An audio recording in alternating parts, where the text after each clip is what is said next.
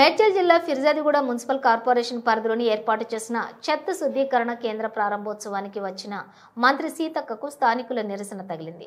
జనావాసాలు ఎక్కువగా ఉన్నటువంటి ఈ ప్రాంతంలో ఈ చెత్త శుద్ధీకరణ కేంద్రాన్ని ఏర్పాటు చేయడం వల్ల వ్యాధుల బారిన పడుతున్నామని, త్రాగునీరు కలుషితం అవుతుందని, విపరీతమైన దుర్వాసనతో ఇబ్బంది పడుతున్నామని ఆవేదన వ్యక్తం చేశారు. ఈ విషయాన్ని స్థానిక మున్సిపల్ అధికారులకు, ప్రజాప్రతినిధులకు ఎన్నిమార్లు మొరపెట్టుకున్నా పట్టించుకోలేదని, ఇప్పుడు ఈ ప్లాంట్ ప్రారంభించడం వల్ల తమ మరింత పెరుగుతాయని వారు ఆవేదన వ్యక్తం చేశారు.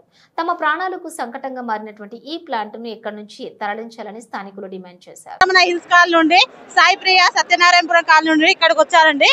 మేమందరము మా సమస్య ఏంటంటే డంపింగ్ యార్డ్ ఇక్కడ ఉండొద్దు. మేజర్ గా జనావాసాల్లో ఇంత మంది ఉంటున్నారు కదా, డంపింగ్ యార్డ్ దగ్గర పిల్లలు ఇబ్బంది పడుతున్నారు, ఫ్యామిలీస్ ఇబ్బంది పడుతున్నారు. వాటర్ ఎంత పొల్యూట్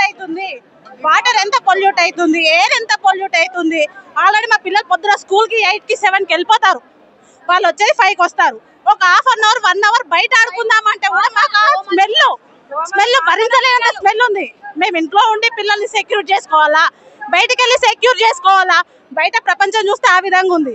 అట్లీస్ట్ మా ఇంటి ముందట ఒక హాఫ్ అన్ అవర్ పిల్లల్ని ఆడిపించుకుందామన్నా కూడా ఆ ఫెసిలిటీ కూడా మాకు ఇక్కడ లేదు. లక్షలు పెట్టి మేము ఇక్కడ ఇల్లు కొనుక్కున్నామండి. ఒకరికి ఇస్తాం, మేము మెమోరాండం గవర్నమెంట్ కి ఇచ్చామనుకో, వాళ్ళు ఏమంటారు, మీకు ఇక్కడ ఇల్లు ఎందుకుంది, మీరు ఎందుకు కొనుక్కున్నారు ఇక్కడ ఇల్లు ఎందుకు కొనుక్కున్నారు అంటారు. ఫ్రీగా మాకు ఎవరు ఇవ్వలేదు ఇల్లు, మా ఇల్లు ఎవరు ఇవ్వలేదు. మేము కష్టాజీతం తోటి మేము ఇల్లు కొనుక్కున్నాము. ఎందుకు కొనుక్కున్నాము? డంపింగ్ యార్డ్ ఉన్నది కదా, తెలియదా మీకు? గవర్నమెంట్ పర్మిషన్ ఎందుకు ఇచ్చింది? ఇక్కడ పర్మిషన్ ఎందుకు ఇచ్చింది? మాకు ఫ్రీ ఇచ్చిన ఇల్లు కాదు, ఓకే. ఇక్కడ ఉంది డంపింగ్ యార్డ్ ఉంది, మేము కాదనట్లేదు. ఉన్నదాన్ని ప్రజలకు ఇబ్బంది పడుతున్నప్పుడైనా తీసేయచ్చు కదా. మన చెత్తే అది, మనం వేసిన చెత్తే కాదని మేము అనట్లేదు.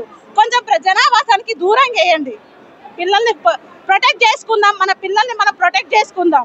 ఎక్కడ గ్రామాల్లో ఉన్న వాళ్ళు హెల్తీగా ఉన్నారు, మనం బతకడానికి హైదరాబాద్ వచ్చి ఇంకా మన ఆరోగ్యాన్ని క్షీణించుకుంటున్నాం. అది ఇక్కడ జరుగుతున్న సమస్య. ఎవరు వినరండి ఇక్కడ సమస్య. ఓట్లకు మాత్రం అందరూ వస్తారు. మేము ట్యాక్సులు కట్టాలి, ఖచ్చితంగా ట్యాక్స్ కట్టాలి, కరెంట్ బిల్లు కట్టాలి. మాకు రోడ్డు ఉండదు, వాటర్ ఉండదు, కరెంట్ ఉండదు మాకు సరిగ్గా. ఏమన్నా అంటే ట్యాక్స్ కట్టకపోతే మీకు కరెంట్ బిల్ కట్ చేస్తామంటారు, కరెంట్ కట్ చేస్తామంటారు, వాటర్ కట్ చేస్తారు. ఎందుకు కట్ చేస్తారు? న్యాయం అడిగితే కట్ చేస్తారా? ఇక్కడ న్యాయం అడిగితే కట్ చేస్తారా? న్యాయం వద్దా ఇక్కడ? మేము కలిసామండి, చూడకుండా గొప్పి పడేస్తుంటే మేము ఎక్కడికి వెళ్ళాలి? ఇక్కడ 8 కాలనీలు సఫర్ అవుతున్నది ఈ దుర్వాసన నుంచి, వ్యర్థాల నుంచి. సో మేము రోడ్ల పైకి వచ్చి ధర్నాలు కూడా చేసినాం.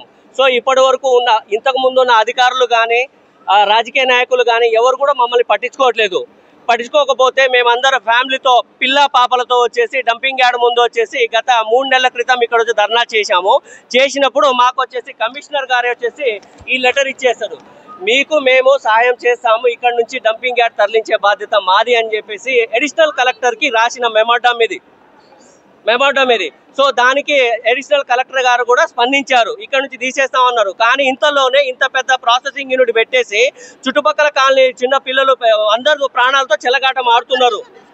సో ఇది పెట్టే ముందు కనీసం చుట్టుపక్కల అందరినీ కూడా అడగాలి కదా. ఏదైనా ఒక సమస్య వచ్చినప్పుడు ప్రతి ఒక్కరిని అడుగుతాం కదా. ఏది పెట్టకుండా రాత్రికి రాత్రే తీసుకొచ్చేసి ఈ మిషనరీస్ పెడుతున్నారు.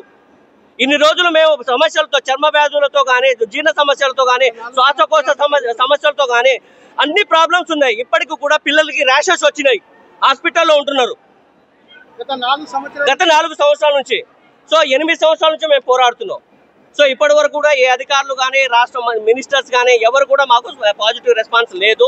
సో ఇక మీద ఈ స్మెల్ అనేది ఇలానే వస్తే మేము కూడా పిల్ల పాపలతో ఇక దిగ్బంధం, డంపింగ్ యార్డ్ కాదు రోడ్ల పైకి వచ్చే పరిస్థితి వస్తుంది.